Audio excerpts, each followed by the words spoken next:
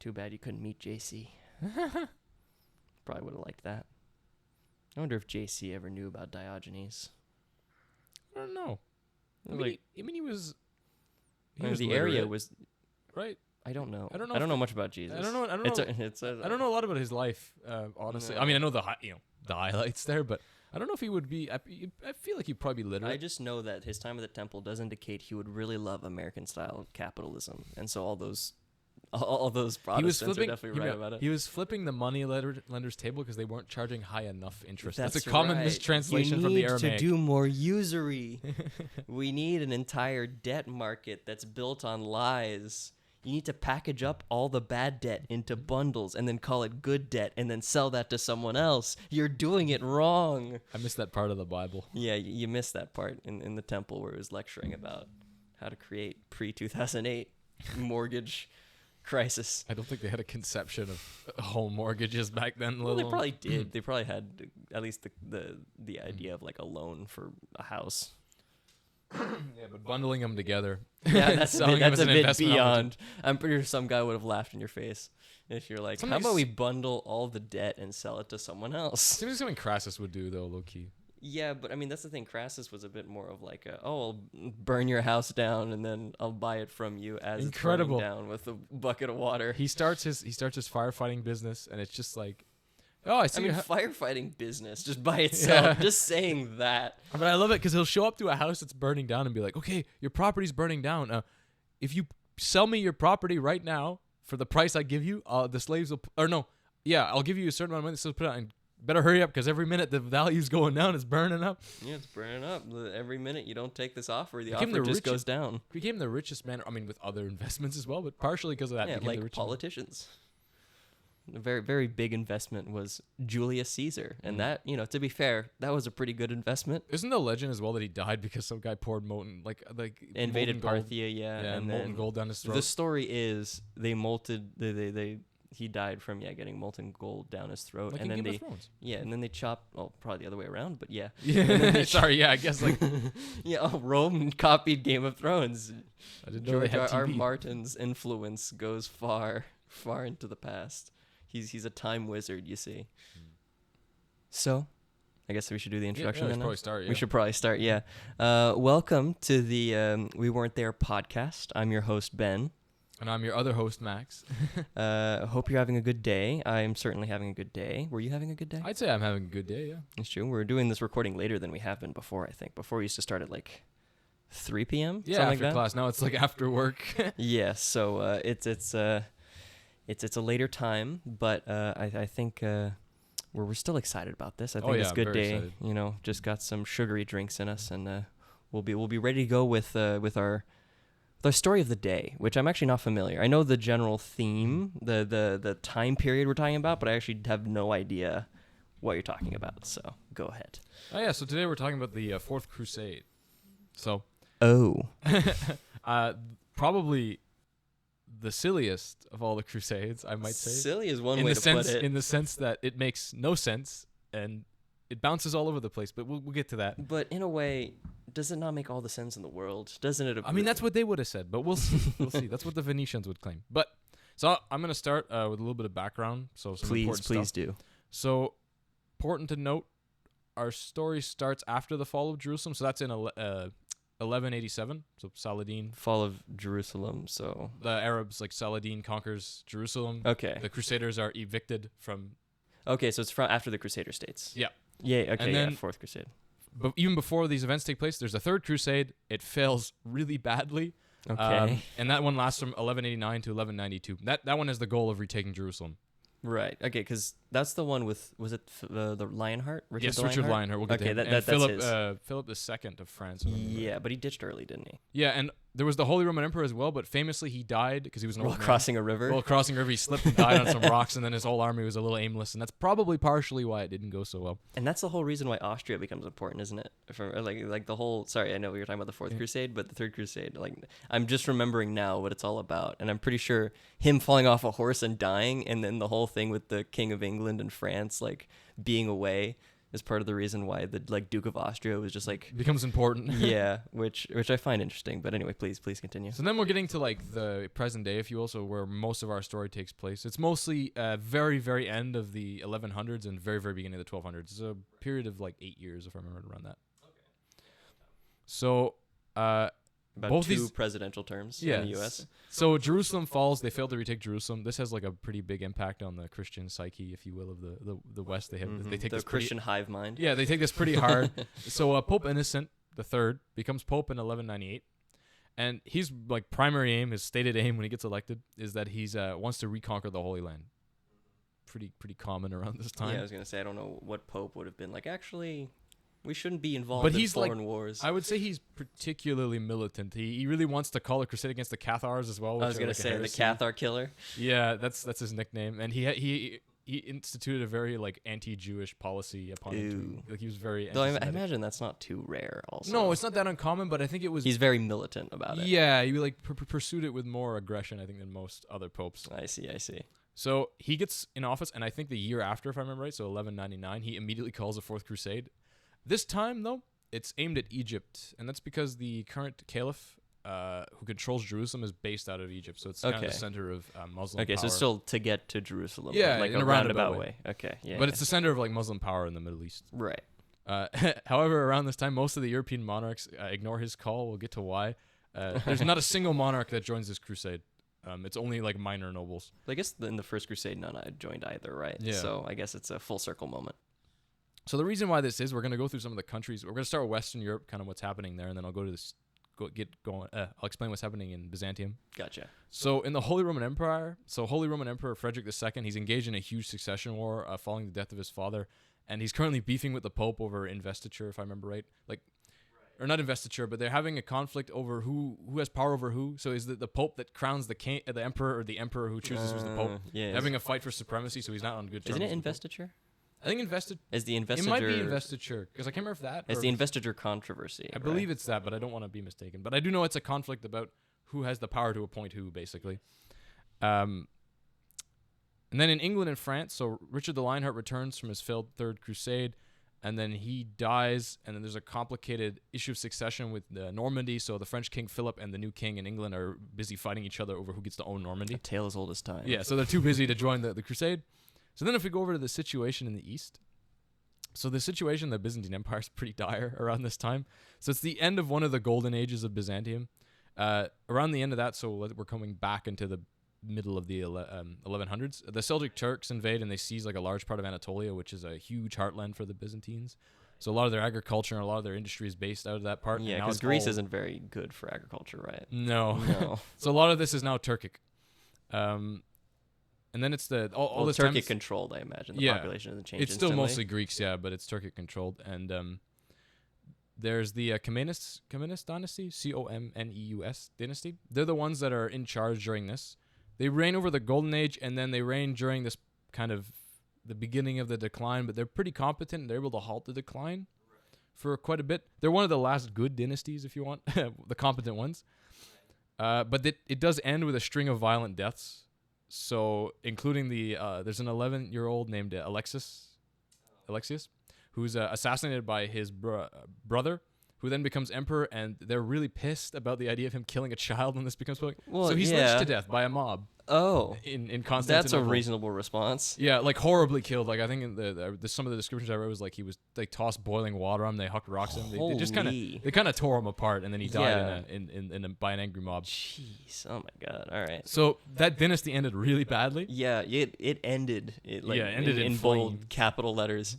So following the end of that dynasty, the Angelus dynasty, Angelus dynasty, took power with a guy named Isaac II. Okay. So he reigns from 1185 to 1195. So he was there for about 10 years. His reign is rife with corruption. I read a quote somewhere that was... Okay, so I guess corruption by emperor standards? Yeah, like bad for even the Byzantines. Like he brings back the sale of titles, which used to be illegal. So you can just sell offices to whoever has the most money. There's a quote in the Short History of Byzantium where they compare him to a vegetable merchant in the market selling carrots, like the same way selling offices. And he also, in order to repay all the war debts that had been accrued fighting the Seljuks and the Bulgarians and the Serbians in the previous years. He had to engage in a super heavy taxation campaign with no oversight because of all the corruption. So there's all kinds of abuses towards the peasantry. The nobility was doing well around this time. The nobility really liked him because he was letting them get away with a lot. So he's eventually, because of all this, deposed by a coup led by his brother Alexis III. He reigns from 1195 to 1203. So he's going to be the emperor during the entire 1203. During the entire Fourth Crusade? Yeah. Okay. So he's the man in charge around this time. So he manages to capture his brother following the coup, and he blinds him, as is Byzantine tradition. Whenever you capture your opponent, you don't want to kill them because it's unchristian. Yeah, because you're the representative You want to save of God. that to people who killed their child brother. Then it's fine to lynch them violently. Because the Byzantine emperor is God's representative on earth in the Orthodox Church. So they believe it's more merciful to blind somebody because then you still give them a chance to repent. And because you're God's representative on earth, you have to be basically in perfect physical condition, they say, to be emperor. So the idea is so they say if you're blind, you can't be emperor. So while all this is happening, and while no monarchs actually accepted Innocent's call for the crusade, there's a bunch of Frankish, Flemish, and Italian nobles that do anyways. So there's still quite a force that begins. So there's to still some Christians out there. Yeah. They end up being led by a guy named Boniface of Monteferrat, who is appointed as the head of the Crusade army because he's basically the most distinguished guy there. He's like the most highest ranking noble that answers the call. So then this group of crusaders figures they need a bunch of ships to get to Egypt because they're not going to march to Byzantium and all that. It's too far. And by the way, just a note, most of the crusaders are still under the impression they're going directly to Jerusalem because if they had told them they were going to Egypt, they would probably revolt and just go to Jerusalem anyways because most of them don't care about They don't want to see the pyramids? No, they really care about the whole thing is we're going to retake the Holy Land. So them it would seem like an unnecessary detour. So they're just going to break that news to them when they get there. You can't explain to people what they're doing. No, that seems very ethical. Oh, we're totally going to Jerusalem. We're going to Egypt. Yeah, and they wanted to go through Egypt and essentially sail down the Nile, looting and pillaging. Imagine if the American military did that. I'm going to try to think of an example. If it was like we're going to I don't know. Let's say, we're going to invade Iran, and they just go into Pakistan. Pakistan. Like, by the way, quick detour. I don't know why they invade Pakistan, but it's just trying to think of examples. But yeah, their plan was basically to sail down the Nile and loot cities as they went, kind of to both raise funds because they're kind of broke right now, raise funds for the crusade, and also to damage the Muslim armies and their. The Catholic Church wasn't giving any money, wasn't. Yeah, but not nearly enough. Like, it was not a significant amount of money. Okay, I'm assuming they expected some of the kings to pitch in. At that the idea usually is that the kings will pitch in, all the soldiers pitch in, and usually that's enough. But not this time. Not this time. Inflation's going crazy. Because there had just been a really big failed one, so there wasn't as much enthusiasm. I see. It's the NFTs of wars. So then they're like, okay, well, we got to get to Egypt. We don't have a fleet. Who has a giant fleet in the Mediterranean and is Christian? The Venetians. So we'll ask them. So the Crusaders, they entered into negotiations with the Venetian Doge Enrico Denaldo. Doge Enrico Denolo? D-A-N-D-L-D-O-L. Oh. He's an important guy. Okay. I'm just going to call him Enrico. Enrico, there you go. So Enrico, who, by the way, is well into his 80s. Like, by the end of this, he's 92, I think. Got it. Yeah, because they're appointed they're elected, but they stay in for life, I think. Yeah, and he's also completely blind, or almost completely blind. Like, he's got crazy cataracts. He can't almost see. Jeez. Well, that's it's very different from the Byzantines. Eh? Yeah. It's like, no, Venice, our leader is just our leader. He's not the gods of anything. He's just he's the biggest politician. But you'll see, for a guy who's in his 90s and almost blind, he does a lot. So, the Venetians agree to provide transport, and these numbers vary. Like, every source I read gave a different number, so we'll just say between 30,000 to 40,000 crusaders. That's a good amount. I've seen them all. But they agreed to provide transport for this many. And for 4,000 to 5,000 horses. In exchange for 85,000 silver marks, I'm not sure what that is. It's a lot of money. I'm not sure exactly how much that is today. And half the plunder from the Crusade, so anything they steal from the Egyptians or that goes to the Venetians, and they want commercial privileges in Egypt and in the Crusader kingdoms. Okay. They really want trade privileges. That's what they're in this for. The Venetians don't just give money for religious purposes. So they halt basically all their trading activity in order to put all their money and effort into this massive fleet they're constructing of galleys and ships to sail the Crusader army over. So by the time the Crusaders arrive, which is like a few months later, the army arrives in Venice. They realize that they severely overestimated the number of Crusaders who would actually answer the call. Oh. So only about 12,000 people showed up. Ooh, that's around that. It was again that's numbers like vary. less than half. And they were short 34,000 marks on their payment, and that's after they like collected money from every soldier. Like, okay, guys, like we really need the cash. So as a result, they couldn't afford to pay the Venetians, who were pretty pissed since they had devoted all this time and money to building this massive fleet. Yeah, they really went all in. Yeah. So as a result, Enrico suggests that the Crusaders, in order to repay their debt, should just attack and sack the city of Zara, which is on the Dalmatian coast. It's a city that had been recently conquered from the Venetians by the Hungarians. So, they had a bone to pick with them. And it was quite a rich city because it's located in the Adriatic, which is a pretty important. Yeah, and if there's a rich city on the Dalmatian coast that isn't Venetian, then it shouldn't exist.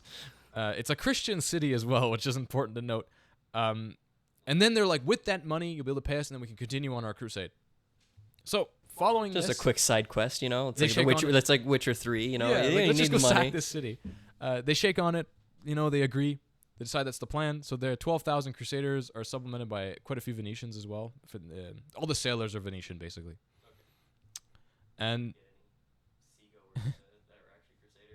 it's just navies are so expensive in medieval times. It's just like such a specialized thing that you need to almost be a merchant city-state or like the Byzantine Empire to afford it. Following this, that evening or the day after, it depends, again, the source, there's a ceremony in the church. And then the Doge, what is it? How do you say? The Doge? The Doge. So Enrico. I think it's the Doge. I know it's not Enrico. Doge because people get upset when you say that. Enrico famously makes a grand speech following the ceremony in St. Mark's Basilica, and he says, "I myself am old and feeble, but if you allow me to take the cross while my son remains in my place to guard the Republic, I'm ready to live or die with you." So at this point, Enrico basically becomes the de facto head of the crusade. He's like the guy in charge. He's the one who's got all the money and the troops invested in it. Seems trustworthy. So after this, he then supposedly had a giant cross sewn onto his large red cotton hat that they all wore. Because he was determined that everyone sees his commitment to the cause, Of course, it's only commitment to the cause. No other ulterior motives here. Then they set sail on the 8th of November, 1202, for Zara. So the Pope is pissed by this because they're on their way to attack a Christian city, which is not what he wants. Well, he's never had issues attacking Christians, but regardless. He's pissed. He's like, no, you're supposed to be going to kill, like, Muslims. You can only kill Christians if they're not Catholic, don't you know? So then he just excommunicates everyone involved in that attack because he's like, anyone who's attacking that city, you're going to be excommunicated. So immediately the crusade has been excommunicated. Yeah. And then they go... Right off the bat. Then they besiege the city. There's quite a long battle. It's not really important. Anyways, they eventually succeed. They sack the city, but they don't massacre anyone. That's part of their agreement. They just steal all the money. Yeah, not yet. And then they end up wintering in the city because by now it's like December, it's cold. And then the Pope agrees to unexcommunicate them. How nice. There's a complicated exchange of letters, but because they're like, okay, we're going to the Holy Land. We're going to actually do this. You're unexcommunicated. I have this, by the way, this section I'm about to go into is just titled Change of Plans. So, so in the beginning of the new year, 1203, so in January, the Crusaders get a letter from Philip of Swabia, who's the brother of the Holy Roman Emperor. He's an important figure in the Holy Roman Empire. And he's also the son-in-law of the deposed and blinded Isaac II, who's currently in prison in okay, so son-in-law. So he's like the husband of Isaac's daughter. Isaac's daughter. Yeah. Okay. In this letter, he describes how Isaac's young son, also named Alexis, not confusing at all, had escaped prison in Constantinople and managed to take refuge in his court. Okay. So then Alexis offers them, if they put him back on the throne, basically, he wants them to go back into Constantinople, overthrow the current guy, Alexis III, put him in charge, and in exchange, he's offering to contribute 10,000 men to their crusade, so almost doubling their army, 200,000 marks, they could pay off their debts to the Venetians, supplies for an entire year of crusading, and, importantly, to put the Byzantine church back under Rome's control. That's a lot of promises. To subsume, back under... To basically mend the schism. That seems a bit unreasonable. All they have to do is put him on the throne, and then all of this will he's just quite happen. He's quite a young guy. He's a teenager around this time, if I remember right. So. Oh, okay. So he's just throwing. He's everything basically at the wall. a puppet for not a puppet, but a lot of this is influenced by his, the people he's staying with, his hosts. The Holy Roman Emperor. Yeah. Okay. And of course, Enrico happily accepts this offer. He's pretty excited. he's not super. I mean, he says he's big on the Crusade, but a large part of this is because the Genoese and the Pisans have a huge amount of trade right there, and they have exclusive deals with the Byzantine Empire, and he wants to go over there and upturn all that because they're big rivals and basically establish Venetian dominance in the trade over there. So naturally, Pope Innocent is once again infuriated, strongly opposes this detour. He turns the other way for 2 minutes, and they've immediately started targeting another Christian city. I look away for 2 seconds, and now you're after the Byzantines. From the main goal of retaking Jerusalem, but his letter of protest arrives in Zara after the crusading army had already left for Constantinople. So they never even read his angry letter. So for all they know, they're doing the right thing. Plausible deniability. No, yeah. So then they sail up through the Aegean Sea into the Bay of Constantinople. So to give you an idea of the state of Constantinople around this time, right? Right. I've got a quote from the Short History of Byzantium. So it says, Alexis III had characteristically made no preparations for the city's defense. The dockyards had lain idle since his brother entrusted the whole shipbuilding program to Venice 16 years before. And his admiral, meanwhile, had sold off the anchors, sails, and riggings of the few remaining vessels, now reduced to useless hulks in the inner harbor. So there's no Byzantine navy to speak of. So they basically get to land unopposed on June 24th, 1203. They land just outside the city in a small town. So they're already doing great. Yeah, they managed to take over a small fortress, which becomes kind of their base of operations on the eastern side of the Bosphorus Strait. So they're in Asia, or the Middle East. And it's from there that the crusading army launched its assault. So the Frankish army attacks from the walls, like on the land, and then the Venetians come in with the boats and they attack the sea walls, which is the weakest portion. Right. I mean, they don't have a navy, so there's not much resistance there. So they attack, the weakest portion, and during the battle for the sea walls, there's a lot of heavy fighting around this time, and they managed to get right up close, so close that their archers on the Venetian ships are fighting hand to hand. But they're still hesitating to actually do the landing and take the walls. For some reason, they're really nervous and afraid to do it, if you believe the legends. Yeah, I'm sure they felt really. Then, according to really bad a French knight and historian who participated in the Fourth Crusade, he tells us that the Duke of Venice, this is a quote from his book. The Duke of Venice, I guess that's what he calls him. Yeah, this is from an ancient, a primary source. Okay, the Duke of Venice, an old man and stone blind to boot, stood on the prow of his galley with the banner of St. Mark's, that's the banner of Venice, and ordered his men to drive the ship ashore. He then leapt down and planted the banner before him on the ground, and when the other soldiers saw him and the standard of St. Mark beached, they were ashamed and followed him ashore. He basically guilted them into stop being cowards. He's like this old ass man with his cross sewn onto his big ass hat. Jesus. So Enrico's there personally. Oh yeah, no, he becomes the guy who leads the crusade. He's very invested. Okay. So yeah, he's there in person. I don't know why in my head he's Bonifacius. Okay, because in my head he was the leader nominally, but he just stood back in Venus. No, he was there on the ship. He had his own ship. He was there. He had a bone to pick. Jeez, 80 something year old man. And then there's a sack of Byzantium, of the likes of which they have never seen. Basically, as is how it's described. They said not even the quotes are not even the barbarian armies were this destructive. So they show up and within a few minutes. Yeah, well, you wish you were you were taken by a barbarian army. No, you were taken by the Venetians. The Venetians. It was within a few hours, half the city was ablaze. They lit all kinds of stuff on fire. They stole all kinds of relics, ancient. Did they do a massacre? I don't think they killed any. Well, there was directly when you said a blaze happened. Let's say there's the usual death that comes after a siege, but there wasn't any intentional it wasn't genocide. Organized. Yeah, there was no organized massacre. Okay. And famously, because Isaac II is still alive, he's in prison. The blinded guy from before. Oh, okay. So the Byzantine citizenry is holy shit! We have to stop this. They're gonna destroy the city. And all they want is to put their son on the throne. So okay, we'll remove their claim to. This is while they're pillaging the city. We'll remove their claim to this war. So they break him out of jail and they crown him emperor. They say, well, Alexis III isn't emperor anymore, so you can't be killing us. And then they're like, okay. As long as he crowns Alexis IV, who is his son, as the co-emperor. Okay. And then Isaac II resigns 20 minutes later, basically. Yeah. No, I mean, at that point, it's just imperial politics. It's he was made ineligible for the throne. He's all right, he's eligible, so therefore his son is emperor, and now he's gone. Right, yeah. That's it. I don't know what happens to him after. We don't really hear a lot about him. I imagine he retires into obscurity in a monastery or something. That's what they all do. Well, he probably hid because he saw what happens to Byzantine emperors who hang around for too long. This is well, he didn't see. He was blind, but he understood. This is disastrous for the Byzantine Empire, this whole war. Following this, they establish what becomes known as they still, how to put this? Alexius IV considers himself the Byzantine emperor, but in historiography, we refer to it as the Latin Empire to differentiate it from the empire before it. So he takes on all the same customs, all the same regalia and the same traditions. He still has the same title as well. Like to them, he's a Basileus, and he's Greek, but effectively because after he dies, they replace him with like French rulers and other people like that. That's when it really becomes the Latin Kingdom, and they rule for 70 years.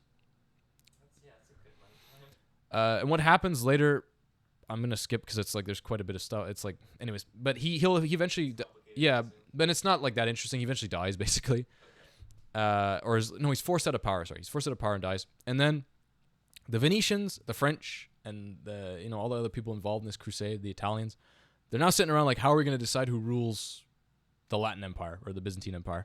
So they decide that one person. Basically, they separate into the Venetians and then everybody else. So the Venetians and the other group of people each assign themselves representatives, and altogether they're going to pick one of them to become the emperor, like a council. And whoever doesn't, so if the Venetians don't get the emperorship, they get the patriarch. Someone like a Venetian will be appointed as the patriarch, and vice versa. So they become modern Lebanon. Yeah, but like not religious, but like either way, they'll be a Frank. Or and no, a it's more like the World Trade Organization. It's like all right, well if a European is in this position, then. Or what was it? Was it like I forget which international like monetary trade organizations, but I know it's like, well, a European is the head of this one, then American has to be ahead of this one. It's a similar idea. It's like if a Venetian is the emperor, Frank has to be the patriarch, vice versa, because the patriarch, even at this point, has a lot of power. I mean, they're the ones that crown the Byzantine emperor. Anyways, so they crown a Latin emperor. And then they kind of divvy up the Byzantine Empire. So on top of that, yeah. So the Latin Empire. It's not enough to have. Well, there's also what happens Empire. is it's a period of a lot of chaos. So a lot of the people who were loyal to the Byzantine Emperor flee to along the Anatolian coast, and they set up a kingdom called. Let me double check. Hold on. But yeah, so it's not enough to just collectively decide the ruler of this kingdom or this empire, but also you carve off chunks of it, and I guess other parts separate. Yeah, what happens is the Latin Empire is able to effectively control Constantinople, a little bit of the Anatolian coast, and most of northern Macedonia and northern Greece. Okay. Then what happens is the people in what's modern day Albania now split off into the despotate of Epirus. So whatever. Epirus, I know which one you're talking about. The Peloponnesian Islands also split off into their own kingdom. These are all ruled by Greeks, so like Byzantine people who would have been part of the Byzantine Empire before. They're Byzantine nobles. Yeah, and then the Duchy of Athens also breaks off into its own kingdom, or duke. And then there are actually 3 emperors, because the guy in Trebizond, in the north of Anatolia, decides he's also emperor now. So he declares he's himself from one of the past dynasties, right? Yeah, he is. He has a kind of a claim. So he declares himself emperor of that region. Right. And then the people loyal to the Byzantine emperor in that line flee to Nicaea, becomes the Empire of Nicaea, which is just like central Anatolia and part of the southern coast of Anatolia.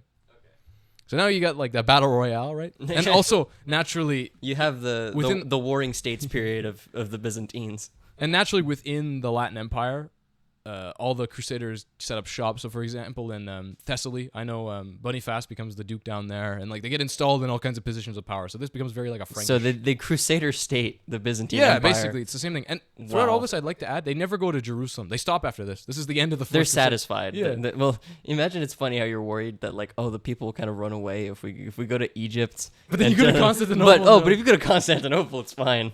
But there's quite a bit of animosity with the Byzantines in the West by this point. So. I'm sure, but at the same time, more than with Egypt. But I think it's funny they excommunicated them for Zara, but not for sacking Constantinople, like the bulwark of Christianity. Innocent III didn't excommunicate them when he learned that they were going to Constantinople? No, he just letter of protest. Right, I guess Zara was a Catholic city, I guess? Yeah. Because Hungary is Catholic. Yeah, and it was a Venetian Catholic city before, too. So it was all Italians that lived there, basically. Okay. It was a colony. Right, okay. So So that's why. It was so Italian that the Italians So I claimed was it. right. It's you can only kill Christians if they're not Catholic. Yeah, it's So crazy. if they are Catholic, it's a problem. But Yeah, if they're aren't- Catholic, you get excommunicated. If they're not, a letter of protest that they don't even read because it doesn't arrive in time. Yeah. So this, in my opinion, is the point where the Byzantine Empire is like kind of. Like, I will say, after 70 years, it is reunited, but it's been so damaged by this, and they lose so much territory. Imagine like population like decline. Oh yeah, there's a huge crazy. And there's after this, there's a series of plagues in the capital from all the war and because they destroyed most of the city, so the sanitation's bad. People are starving. In general, it's not a good time to live in the Latin Empire. Right. So brain drain, population decline, all that stuff happens. So But- even if they do reunite, it's not the same. It's not the same. After 70 years, the Empire of Nicaea, like I was, they end up reuniting. It's not the guy who declares himself emperor, but it's his son. He does Okay. become the Byzantine emperor. So they do reunite, but in a very weakened form. Right. And it's not the whole thing, right? Like Trebizond. No, right? they If lose I a lot remember. of they lose a lot of Anatolia as well to further incursions by Turkic peoples. Okay. And then later on, the bit in Albania that I was talking about that stays independent for a while, and there's a lot of wars with them, and even parts of Greece hold out for a long time. Eventually, it's reconquered Greece, but I'd say it becomes basically just Greece, Constantinople, and parts of eastern Anatolia. Like a very small empire. So what do you make of the Fourth Crusade? I mean, it's like you said, it's a very chaotic in the beginning, but at the same time, like it doesn't make any sense, but it kind of does. Greed, humanity. That's what I see there. It's. I think it's funny. It takes. I think it takes the veneer off of like the Crusades as a pious. That's part of why I wanted to effort. do this. So I think it's one of those historical events that's known by a lot of people in popular media, but it's also, I don't want to say fetishized, but like a lot of people glorify them in a way that they really I think shouldn't. especially today, Yeah. like a lot of like the reactionary like Oh yeah, like we need to. the Muslims were eating babies or whatever. I don't and think people they say said, that, but well, I'm sure they said that back then too. oh, I'm sure back in the day. But I mean, like people these days are like, oh, but the Muslims are so violent. They were raiding Europe, so it was it was a righteous response to yada yada whatever. I think I'm sure my opinion of the first Crusade. At least is a very cynical kind of attempt. Well, not, I guess they didn't initiate as like a very cynical attempt, but the Byzantines basically wanting to reconquer territory, Yeah. and the Pope taking that and running with it and being like, all right, we're retaking the Holy Land, and we were like, what? And then it kind of falls apart, but like they kind of fail backwards into like eventually getting Crusader King, Crusader Kings, crusading kingdoms. Yeah, Crusader kingdoms, which kind of, then everybody else wants Crusader kingdoms, and it works. So they keep doing it. And I think I think the Second Crusade, I don't remember much from the Second Crusade. I think it was Richard the Lionheart's mom was involved, if I remember correctly. Yeah, it's Because I forget what the French king, was it Henry II? I don't remember, but I know that like that didn't really go well. And then the Third Crusade also didn't go well, but it's like legends were made, like yeah, and there Richard was the an attempt, Lionheart. yeah. It's But the Fourth Crusade is just like at this point, and there's many more after this, but basically the golden age of the Crusades is over there. They never succeed in retaking the Holy Land. no, because it shows like no, it's not a like it is a religious action in the sense that there's like religion involved. But there's in it, too much, But it's all political. It's all and it always gets power derailed. grabs. Everyone's in it for themselves, Exactly. No, the Crusader kingdoms were like the nobles who went on the crusade who got to carve out. Like the Catholic Church didn't like gain control of Jerusalem. It was some guy who No, was it's all those there. people who are like second or third sons, who have no real hope of inheriting a bunch of stuff. So they're like, I'm gonna try my luck in the Holy Land. I mean, it's kind of interesting. It's like before colonialism. It's like very, very Yeah. Spanish colonialism in a way. Yeah, it is a bit like the conquistadors, but no, I think maybe for the average foot soldier it might have been about religion. I mean, I'm sure for the average foot because soldier, it's like at the end of the day they were, and people believed very strongly back then, and they promised that all your sins would be absolved, right, if you did this. right. There's It's that. like a clean slate to heaven. So. But I'm sure there's also some that really did like give themselves up for the cause, right? I'm sure there's plenty of people who like didn't have much going for them, so they're like, yeah, "All right, and there's also that if you're poor and destitute, they'll feed you and they'll house you, and you might actually Yeah. get some land out of this. or at least they'll try, and then they'll have to go into debt with They Venice, beg the and then they'll Venetians. go to Zara, and then it all kind of falls apart. But I think it goes to show how much of it is like people who need money, like investment into this venture, right? Which I think makes sense why they go to Venice, because Venice's whole thing is like, oh, investing in like sea voyages and Yeah, and they have a trade. huge navy and lots of money. Yeah, and then Venice takes it, like, does a hostile takeover of this Crusader army. I might add this, like, 90-year-old man who's blind as shit is like, yeah, well, I guess we're going to well, I mean, he does say, guess we're going to Constantinople after the emperor's heir, like the I mean, I think Isaac's son. wasn't the Pope that called the first Crusade also super old? Yeah. I think it's like the dying gasp of a dying man. Of That's like, crazy old for medieval times to live to the like your 90s. Yeah, but I mean, I also imagine at that time it's like you also want to die having done something great, and so it's like leading a Yeah, and crusade. if he is like not just cynical and a believer, dying on a crusade. I mean, you can do both. Yeah, I was gonna say, it could be both. But even if you are cynical, if you believe in heaven, dying on a crusade, you're like guaranteeing the afterlife. So God knows you've probably. But he lives after this for a while. He dies. does? He dies when he's like 98 or something. He's ancient. This guy. He lives. Was he proud? He lives to see the Latin Empire for a bit. Interesting. And if you're curious, the whole subsuming the Orthodox Church or the Catholic Church, they convert Saint Sophia, which is now the Hagia Sophia, into Catholic Church, and just no one goes because you can't because the people don't become Catholic. Because the people there just don't. First of all, they got conquered violently, and they also just don't respect the Catholic rites at all. So they just start going to the other churches. Yeah, I mean, there's nothing. It's like legally, a respectable religious movement isn't conquered militarily. Like, no, it has to come from the people because, like, legally, yes, they're subsumed to the Catholic Church, but all the patriarchs don't recognize Rome's authority, even if the one in Rome does. Only the guy in Rome and the ones they install, but all the other patriarchs and everywhere else, like the ones in Alexandria and in Greece and all that, don't recognize the Pope's authority. Interesting. Yeah, I mean, that's also, I think, it shows kind of like a, not really a misunderstanding, but like they're taking the approach of conquering that as if someone were to like the Catholic Church. You know how there's like the Pope, anti-Pope, like whole thing. I don't know if that was before or after. This is after this, I think. Yeah, but like that whole dynamic, which is like, oh, there's one person who can claim authority over the entire thing. They kind of take that approach to Constantinople. But turns out Eastern Orthodoxy doesn't really work that way. Yeah, and the people just start worshiping in the other Orthodox churches. Like, they just don't go to St. Sophia or anything that's government endorsed. It's a big surprise. These people have been Orthodox since Christianity arrived there, basically. I mean, it depends. Like, there's the schism and everything, but for a long time. And immediately once they get reconquered and the Byzantine Empire comes back, but here's the real question. Here's what I really need to know. Did Venice make their money back? Oh, it made a shit ton of money. I actually forgot to mention some of the concessions they got out of this. Well, good thing I mentioned that. They get a whole like quarter, like a Venetian quarter in the city, where they can station troops, kind of do whatever they want. Venetian law applies. They get tariff-free trading. They can do whatever they want commercially in the Byzantine Empire, in the Latin Empire, and they managed to stay there even after it's reconquered and up until the Ottomans conquer them. Most of them actually end up fleeing during the Ottoman conquest. But prior to that, even like as long as there's a Byzantine Empire after this, there's a Venetian quarter, and later on there's a Genoese quarter too. Half the city just gets carved up with all these Italian city-states. Because it really is colonialism. I mean, they're horribly in debt all the time, right? So, and it kind of gives them, by having the Venetians there, if the city's ever attacked, the Venetians have an incentive to come down and give them help. No, I mean, I see why they keep them. I think that. But I mean, they're clearly on the sense. losing end of this bargain. Yeah, no, it's not like, oh, we're so thankful that Venice is here. Venice is making us so much money. Like, no. I mean, I guess in a way, though, it does add security to the entire thing. So if other traders but at the same time, when they're collecting all the dues on almost all the trade, there's no money for the imperial coffers.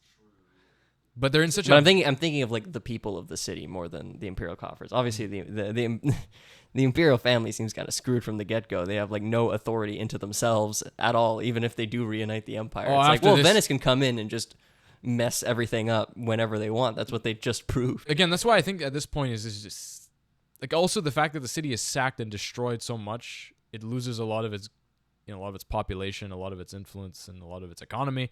And there's so much war around this because after this, naturally, all this shattered Byzantine Empire is fighting each other for the next 70 years. So there's lots of destroying of cities, looting and sacking, and people die. So even when it's reunited, it's not nearly as powerful as it was before. And even then, it was on a decline before the Fourth Crusade. Yeah, that is just... So, Innocent III didn't have anything to say about this.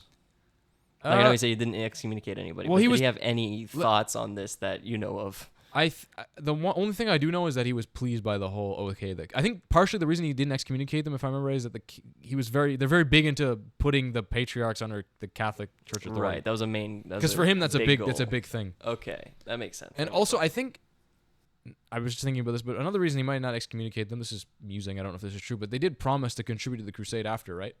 Right. Which they never did. I think there were expeditions, but they all failed miserably. Like there was never really a strong, concentrated attempt to retake. Okay, so the idea was like, okay, well, they have this. Now we have the very Byzantine Empire big behind us. Base of operations, which is the entire. But they did Byzantine incursions. Empire. There were some small incursions, but they never did manage to successfully reconquer.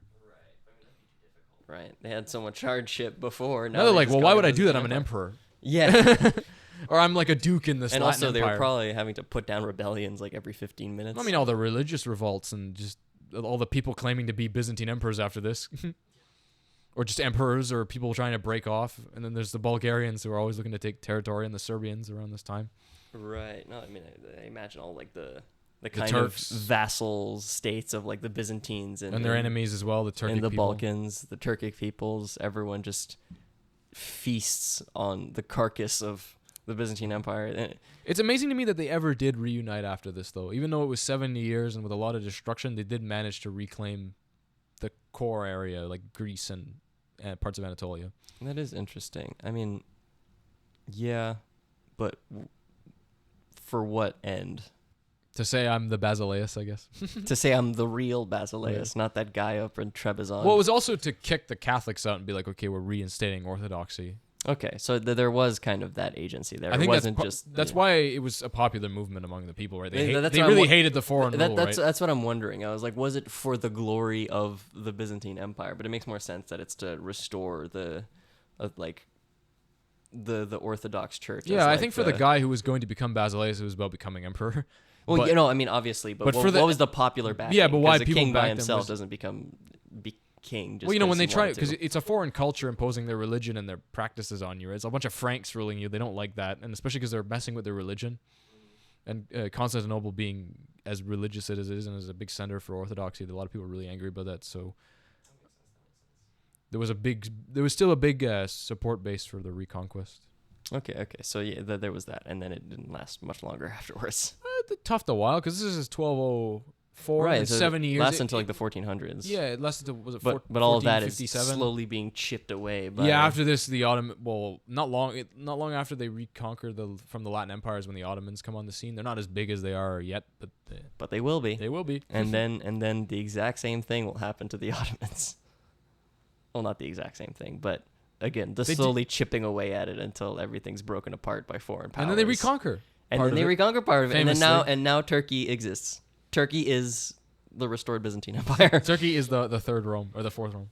I think they say the third Rome. Third Rome. Russia can do whatever it wants, or the Holy Roman Empire also can do whatever it wants. But no, the Ottoman Empire Is really the is that the makes real means Turkey third is Rome. the. I mean, they control Constantinople or Istanbul, I guess now, Istanbul was Constantinople. for a long time. I just love Enrico as a character, though. Yeah, no, that Just like, the ancient. I'm trying to think like leader leader of a the movie with this guy. There has to have been. There must have been. I mean, I know there's the show. No, there's a show on Netflix of like the conquest of Constantinople, but with Mehmed II, but not a like not a, they, fourth. but it's not. Although I imagine it's very difficult to make like a clean narrative. It's like the same reason why they don't make that many World War I movies. Because it's so difficult. Because World War II is good guy versus bad guy. World War I makes a good backstory. It doesn't make a good story. Or like the siege of Constantinople, like you were saying, but the Ottomans, it's very clear. Like there's two sides. They're fighting. It's pretty clear they just want to conquer the city because it's a long time coming and it's the important city. This is just like nonsense, man. It's just constant. It's just one guy wants to do a crusade. A bunch of The random Venetians want their people money come back. in. Venetians want their money back from promises made. The Crusaders go in debt. They take the city, and then I forgot to mention they do actually get those commercial treaties in Egypt just by negotiating with the Arabs. So this also part of the reason why they didn't really want to go to war with Egypt anymore, and they were down with the Constantinople thing, was that all during this time of them invading Zara, they managed to negotiate commercial concessions. this is with the while Arabs. in Zara. Yeah. This is before anything with Constantinople. Yeah, they managed to negotiate commercial concessions from the Caliphate in Okay. Egypt. So they're like at this point I think this might, again, we don't know, but I think this might also be part of the reason they don't want to invade Egypt anymore as well. We got what we It's wanted. like, well, you stabilized relations. So they're like, oh, look over there, Constantinople. these All I'm heretics saying is, over here. all I'm saying is Enrico was real happy when this came upon him that the emperor, the deposed emperor's son, wanted to be reinstated. Yeah, I find it so interesting that this like old Christian, supposedly very devout Sewed on his Catholic guy, hat. sewn on his hat, is like, let's take the city. That's full of other Christians. I mean, a different kind of Christian, Supposedly but was the first guy off the boat at like 90 years old, blind as a bat, swinging his sword at people, and didn't die. yeah, I mean, would you approach that guy? No, if I there was would a not. blind guy with a Screaming, big hat, had the cross. screaming with a sword and a cross. He had the banner of Saint Mark, and as also well. supposedly the first one, so like alone for a bit, like ah. It's just him and the 3 guys in his boat. Well, probably more than that, but him and the guys in his galley. Oh my god, He's quite a character. I'm surprised there's not a book or a movie about he him. is. I mean, I'm sure there's a book. There must be a book I about want to him. know like his life story. What like was he 'Cause just he like was a alive- boring politician up to this? That's what I wonder, because there's no way. A man like this, he must have done, because he's been alive for so long. He Yeah, must have been but I doing mean, he some- might have gone crazy in his old age. You know? Maybe it's just like, I'm old. Screw it. yeah, I'm gonna die for the glory of God or for Venice's yeah. Because especially I'm financial thinking gain. because you said it's like a French or Frankish guy, right? Who did this the primary source you're talking about? Yeah. So he wasn't like a Venetian. He was. Yeah, I don't. He doesn't. He's one of the guys. He would have been Well, fighting. what on is the- his bias anyway? Like, would he have been like wanting to make the Venetians look good in this? I think he instance? would have wanted to make the Fourth Crusaders look good, considering he participated, and he was trying to get one of the guys he fought alongside with turned into a saint. Oh, so that he did try that. Yeah, not Enrico, but a different guy. It's just he also does a history, and part of his history is informed by his all of the detailed information he sent to the Pope to try and get some guy canonized. So it's, Okay, so that's what it is. Because I'm wondering, like, what's the context? What point is he making through his histories? Because then it's like, if this whole thing's about how I think it is trying to such a nice glorify, guy. because he's a participant, right? And he benefited greatly from this, I imagine.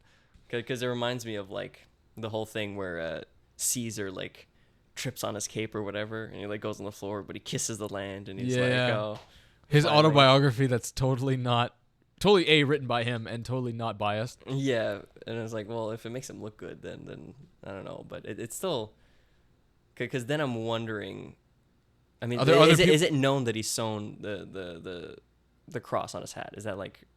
I think known by that other speech sources? is attested to by other sources. That speech and that incident of him like pledging that he's going to go. There was a lot of people there. That He Okay. was pledging to go. I don't know about him jumping off the boat. And this historian wouldn't have been there either, because he's in the Frankish army, which is fighting on the land side. Okay. So this is probably, he heard this from some soldiers or from Enrico himself. I don't know. Interesting. Okay, so I can't fully. But I wonder if I trust could. I should look into if there's another source that attests to this, because it'd be kind of interesting if we could find like a Byzantine account of this because I happening. mean, either way, he is a character. He is very much like if Do a whole episode on him, his whole life of like 90 years. I don't know if I do wonder if he was just like a boring I mean, he's a Venetian politician. like traitor politician, probably. And then there's like, nah, I'm going out with a bang. Yeah, I mean, to be fair, it reminds me. I've been reading on the year of the Six Emperors, and I'm thinking of Gordian the First, who was just like the senator who had like a super long career. Like he'd been governor, like consul twice, probably. That's not 100% known, but sources say maybe consul once, maybe consul twice, whatever. He had this long, illustrious career. The Senate liked him, whatever, and then he was like governor of the province of Africa, not the continent, but like that one sliver with like Carthage and a bunch of other cities. And some of the sources say that like he was like so when there was this new emperor who was like this of barbarian descent military man who had like no like highborn aristocratic blood in him whatsoever. He was the one person who people rallied around to like be the new emperor and like start this rebellion and hopefully be recognized by the Senate to start a civil war and like become whatever. And Gordian the First is just like like they have to kind of force him into it at first. Like they come in with swords and they're like, you're gonna become emperor, and he's like super old. But the source also says, but in the back of his mind, he's like, if I'm gonna die soon, I might as well die like in the purple, right? I might as well die as emperor of the Roman Empire. So like some people are just like, especially if they have lived like a very boring life, they're like, well, you know, let's give him something to write history books about, even if it's being emperor for even if it's around being- a month. Sorry, not even emperor, a contender to be emperor, not the only person vying for the throne. But he was, I guess there wasn't a throne, but he was recognized by the Senate probably after he had already died. I just looked into some more Enrico lore, because now I'm really curious about this. If you'd like to know what he got up to, dude's crazy. They don't know how he was blinded, but there is Well, according. he said cataracts, right? Well, I just said that because he's old, but I didn't know if there was like a reason. I thought it was just because he was old, but I'm looking at this. Some say it's an illness, cataracts. Others say he was blinded by the Byzantines. That's the Chronicle of Novgorod. Oh. And to me, that would add a whole other Wait, layer. the Chronicle of Novgorod? Yeah. I don't know what that is, but I haven't done. This is all like on the fly research, but Okay. supposedly one of the Byzantine emperors ordered his eyes put out. I don't know if it's accurate, but that would add a whole other layer to this. If he was blinded by a Byzantine emperor. Also, he had tried and failed to retake Zara several times before this. Okay. So there's some bones to pick here. Yeah. Oh, you're telling me he had ulterior motives? No. That's impossible. And I'd really like to find a Byzantine source that attests to him jumping off the boat, because I'd love to read some soldier going or someone's perspective on this insane old blind man. Funny for you to think that there was a Byzantine source of anything after that whole debacle. Well, a lot of them fled. A lot of famous historians fled and whatnot. But I guess, yeah. But if they were smart, they fled before the crazy guy with the sword landed in the sand. Yeah, by that point, it's probably a bad time. It's like if you're there, like Kind of over at that point. Yeah, it's over. You're done. The crazy man's gotten here. We're finished. But it's crazy how far the empire falls, because you get a. This is like you said, 1100, 1200s when This is in the city falls in 1203. 1203. 1203. And they're the Romans, right? They call themselves Romans at that point. I just imagine this emperorship that has this history going back to like, what was it, like 700 BC according to their own legends. Yeah, I if think you believe like that most Romulus famous. And just like to be brought down by a bunch some of French fucking traitors, a bunch of and minor some nobles, French, some Gauls. a bunch of minor nobles, and a Venetian guy who's got a bone to pick with the Byzantines. Worse yet, That's an crazy. elected Republican leader. An elected, well, I guess, yeah, Elected for life, but elected nonetheless, and from a cabal of rich people. But a cabal. I don't know how else They're to explain basically it. Carthaginians. It's all the same families that get elected. It's like an oligarchy, basically. Yeah. Was it a plutocracy? Is that the Plutocracy, yeah. word? I mean, they're basically Carthage. Yeah. They're a bunch of rich people who vote each other into power, except it's for life. Anyways, I don't know how we're doing for time, but I mean, we got some more time. We can do like another 10, 20 minutes. all right. So and it's just like I'm trying to process all the information. Like there's so much stuff you can jump on. It's like, well, there's Innocent the Third, who's just like goes along with this, might as well. And then we talked about But again, he's Enrico. kind of occupied with all his conflicts with the Holy Roman Emperor, and he's in the middle of reclaiming a bunch of land for the Papal States and wars. So he's a very occupied. He's a dude. busy. The Pope is a busy man. Can't concern himself with things like crusades that he Yeah. called.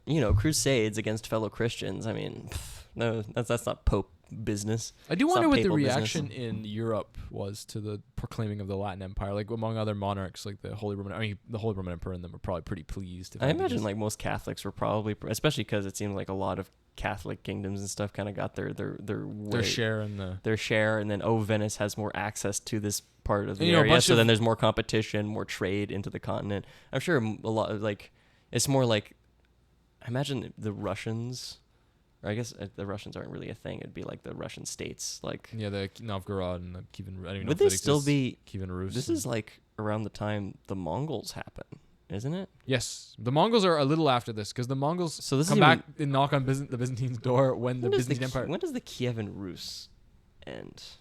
No. Because the Mongols come knocking after the Byzantines reunify. I remember that. And they inadvertently save them from the Ottoman Empire, because they end up capturing the leader of that kingdom. Oh, that's funny. And they parade him around in a cage. Yeah, Kievan Rus ends 1240. The Kievan Rus is a thing at this point. So, like, what would their reaction to this They're all be? 'Cause Orthodox now. They're They Orthodox have been at this converted point. for a while. They converted because of the Byzantines. Exactly. So, And like the Bulgarians as I well. imagine this is where all the Third Rome stuff starts to come in. So maybe they, like, a lot of people would be upset, but then some of the monarchs would be like, oh, well, looks like we're the Eastern Orthodox big boys in town. Well, that's what the Serbians and the Bulgarians try to do after this. The Serbians later on, after the Byzantines reunify, try to conquer Constantinople and declare themselves as the legitimate successors. Imagine that alternate timeline. And he Like almost did it. He Constantinople. almost did it. He got all the way up to the walls of Constantinople, just never managed to take the city. Ugh. Wow, imagine a Serbian Constantinople. That would have been interesting. Serbian kingdom in Greece. Imagine a Yugoslavia that extends all the way to A Constantinople. lot. The Bulgarians got up to the walls a bunch of times as well, never managed to take it. In the end, it was the Ottomans. After this, the city doesn't get taken again until the Ottomans. Dude, by giant cannons. Did they not think to just make cannons that were 10 times the size of the regular ones? Who could have known? Who could have known? No, I do wonder what I imagine they were pretty pleased because again, it was also carved up and all that land was given to Frankish nobles or Italians or people like Venetians. How does this affect LeBron's legacy? How does this affect the trout populations in the Bosphorus? Do you have any final thoughts on the Fourth Crusade? I mean, don't do one of those. Crusades aren't a great idea. Especially ones that get completely derailed from their original goal of taking Egypt, which is kind of not its original goal, which is to take Jerusalem. If you romanticize any military expedition, you should do some serious self-evaluation. That's yeah. Unless, if you think anyone did this, anyone in charge did this for any reasons that weren't self-serving, I would reevaluate. Exactly. Also, Enrico was incredible. That's what I've. Yeah. Also, Venice is crazy. Venice has been crazy. I mean, the fact that Venice exists is crazy. Like just a city on stilts. In a lagoon, yeah. It's fascinating, and that's something I'll have to read up more on because I'm not super familiar with Venetian history, but it's lasted like a long time. The Republic was there for a while, and they got pretty powerful at a certain point. I would also say that this does explain why some of the most beautiful Byzantine art pieces that still survive today are in Venice because of this. Yeah, no, they didn't make them. Venice left the Byzantines a long time ago. Wow. So I think that's the only thoughts I can think of for today. I mean, thank you for sharing this story. Because I like you said, the Fourth Crusade is something I think that's, at least you have like a small interest in history. You've heard of it. You heard of how it, much right, of a disaster it is. But it's just so much worse than you can imagine. Yeah, because like it's just money. it's just trade. money. It's trade and money. They could, mask it in Christianity and Catholicism and defeating the heretics, getting back to. But they never actually get to the Holy Land. But they don't. The trading city-state takes control of the Crusade, and they just sack Constantinople. They sack a Christian city on the Dalmatian coast, and then they sack a different kind of Christian, but Christian nonetheless, city in Constantinople. But they do get a sick empire out of it for about 70 years. Yeah, I guess so. And they get a whole portion of Constantinople. Who doesn't want that? Yeah, who doesn't want I don't want a whole neighborhood portion of Constantinople. I can barely get one in Montreal. But yeah, I think that'll be it for us today. Yeah, that's it for us today. Yeah, thank you very much for listening. Thanks again for listening, yeah. Absolutely. Thank you for sharing, Max. No problem. I'll have to find a story that's hopefully half as interesting as that, half as action-packed. And I guess we'll see you all next time. Goodbye. Bye.